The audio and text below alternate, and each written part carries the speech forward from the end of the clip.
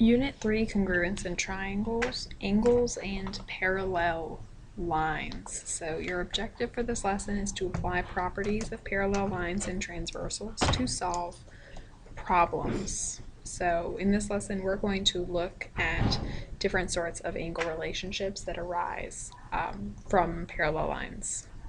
So we have our parallel lines here, and they are marked by these red arrows. Remember, parallel lines will always be marked by arrows, and they're usually not on the end like that, so they're further in. This line here that cuts across my parallel lines is called a transversal. Any line that cuts through parallel lines is called a transversal. Okay, our first angle relationship does not apply only to parallel lines. We've looked at this before. Are vertical angles. So remember, whenever you have two lines that intersect, you end up with vertical angles. So the ones that are across from each other are vertical angles.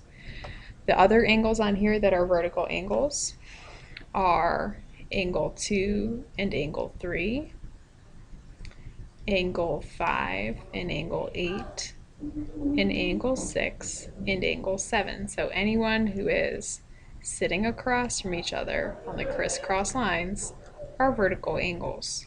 And vertical angles are congruent, so they are the same measure.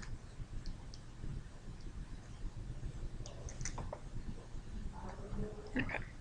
Linear pairs. This is another one that does not apply only to parallel lines, but it does apply here. So a linear pair, they sit next to each other, they form a line. Okay, so linear pairs are supplementary. They add to 180 degrees. There are many linear pairs here. I'm just going to do for this top. So 1, 2, 3, and 4. So 2 and 4 are a linear pair. Angle 1 and 2 are also a linear pair. Angle 1 and angle 3, and angle 3 and angle 4. So if I did this whole diagram, I would have 8 pairs of linear pairs of angles. Alternate interior angles are congruent. So 3 and 6 are one example of alternate interior angles. This does from here to the end of this presentation. These are all only for parallel lines. So interior means that we are on the inside of the parallel lines. So this region is inside the parallel lines in here. So 3, 4, 5, and 6 are inside. And so interior, inside the parallel lines. Okay. And alternate means on different sides of the transversal.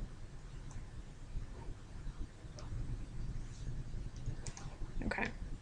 So I see 3 and 6 are inside the parallel lines, and they are on opposite sides of this transversal, this line here. There are 2 sets of alternate interior angles. The other pair is angle 4 and angle 5. Okay, so angle 3 and angle 6, angle 4 and angle 5. And again, alternate interior angles are congruent.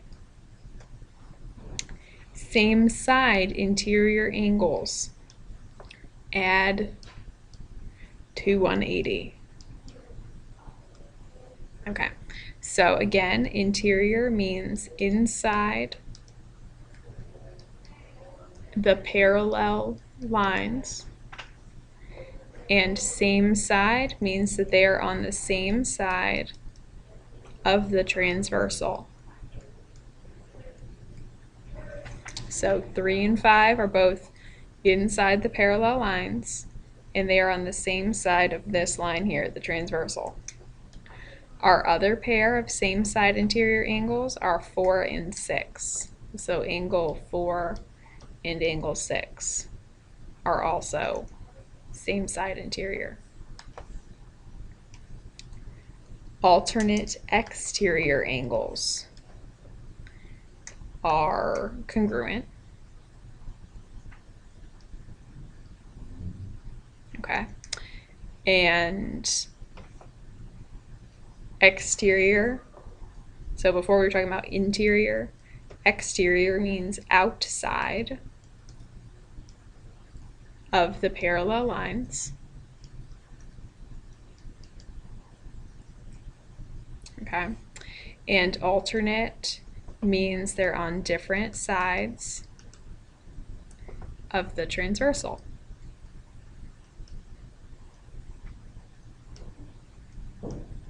So outside of the parallel lines would be 1 and 2, so outside, and 7 and 8. So this is my outside. And alternate, so I have 1 and 8 are on different sides of the transversal, and 2 and 7 are on alternate sides, opposite sides of the transversal. So angle 2 and angle 7 and angle 1 and angle 8 are alternate exterior angles. Same side exterior angles. Add to 180 degrees. Okay, and even just looking at this diagram, you can tell that 1 and 7 don't look like they're the same measure, and they're not. So go with your gut here. Those are not the same measure. If they're not the same measure in this scenario, then they add to 180. So again, same side is same side of the transversal.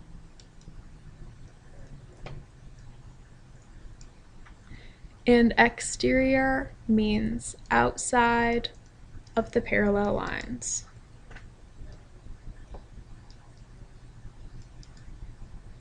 Okay, so 1 and 7. My other pair of same side exterior would be 2 and 8. So 1 and 7, 2 and 8 are same side exterior angles. Corresponding angles, okay, are congruent. Okay, and this is the only one. So before, what you've looked at, we've had vertical and linear pairs, which are on the same angle cluster here. But corresponding angles are on different angle clusters. So 1, 2, 3, 4 will be one, 5, 6, 7, 8 is another. And this is the only relationship that is not interior or exterior. So we have one interior angle, 5, and one exterior angle, 1. So one of each, but they're on the same side of the transversal. So we want one interior, one exterior,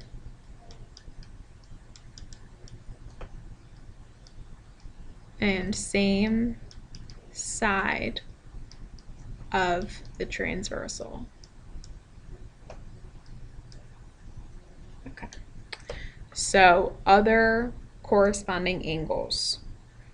2, this is an exterior angle, so I want an interior angle from a different angle cluster. So it can't be 4 because it's right next to 2. So I want 6. It has to be same side of the transversal. Okay. 4 on the same side of the transversal would be 2, 6, or 8. Well, I have an interior angle. I want an exterior angle that isn't next to 4. So 8. And 3 and 7. These are my corresponding angles. So you see they correspond because they're in the same relative position for their angle cluster. So up here I have top left, top left, top right, top right,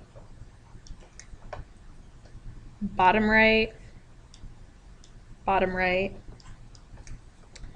bottom left, bottom left. So that is corresponding angles.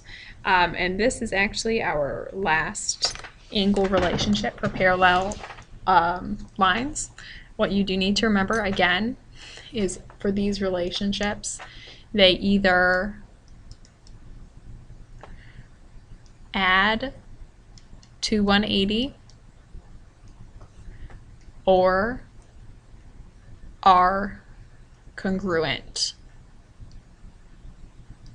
Okay, so if you draw a diagram, if they look like they're congruent, so you draw a diagram with two parallel lines and a slanted transversal. So, ooh, that's bad. A slanted transversal. Don't do a transversal like this. If they look like they're congruent, then they are. So these ones will be congruent. And if they don't look like they're congruent, then they add to 180. Okay, that is the end of this lesson.